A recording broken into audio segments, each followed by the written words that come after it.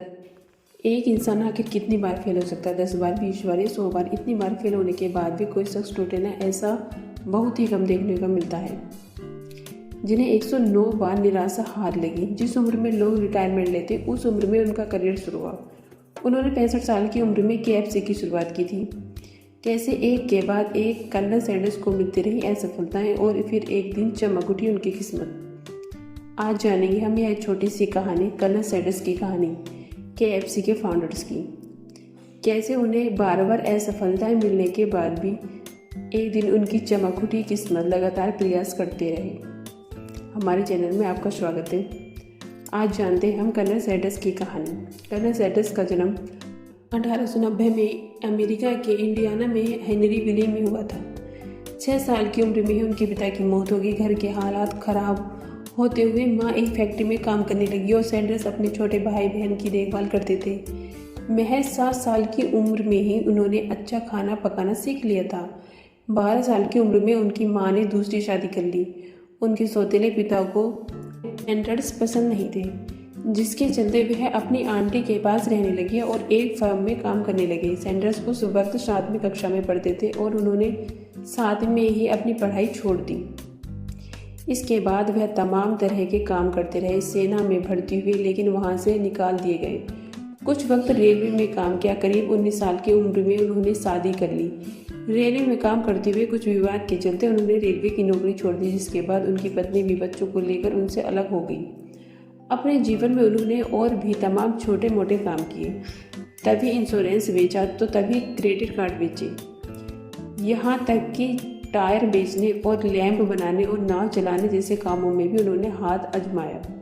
कहीं भी उनकी दाल नहीं गली। सैंडर्स की जिंदगी 1930 में पहली बार पटरी पर आती दिख रही जब उन्होंने केंटकी के कॉर्बरी में एक गैस स्टेशन खरीदा। बहुत से यात्रियों ने उन्हें कहा कि वह एक रेस्टोरेंट भी खोलें। चिकन के लिए उनका प्यार बचपन से ही था। ऐसे में वह रेस्टोरेंट में तमाम तरह के खास रेसिपी वाली चिकन बेचने लगे।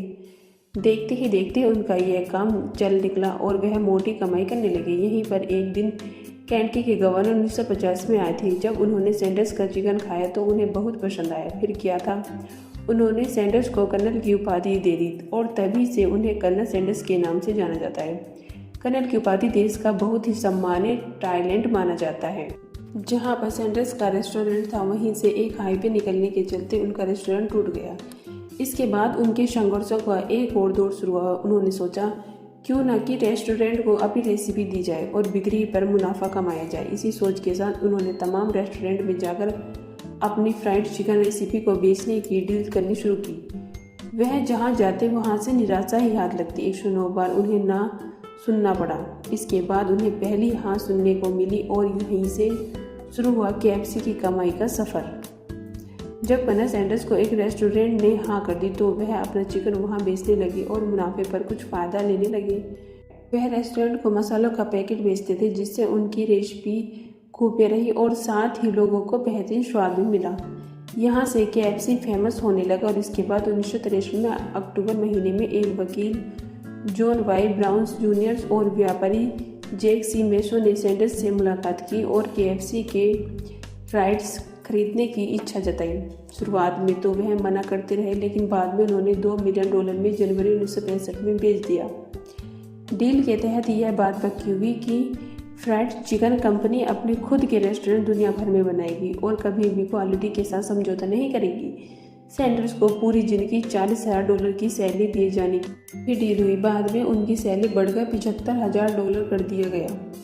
इसके बाद उनकी कंपनी रोनाल्ड्स और पेप्सिको समेत कई हाथों में गई और अभी तक इस कंपनी का मालिकाना हक यम ब्रांड्स इनकॉर्पोरेशन के पास है। कर्नल सैंडर्स की मौत 1980 में 90 साल की उम्र में हुई। आज कर्नल सैंडर्स दुनिया में नहीं, लेकिन KFC पर खास दाढ़ी और वेस्टर्न टाई के साथ उनका चेहरा आज भी KFC का चिकन खाने वालों को उन्हें भूलने नहीं देता।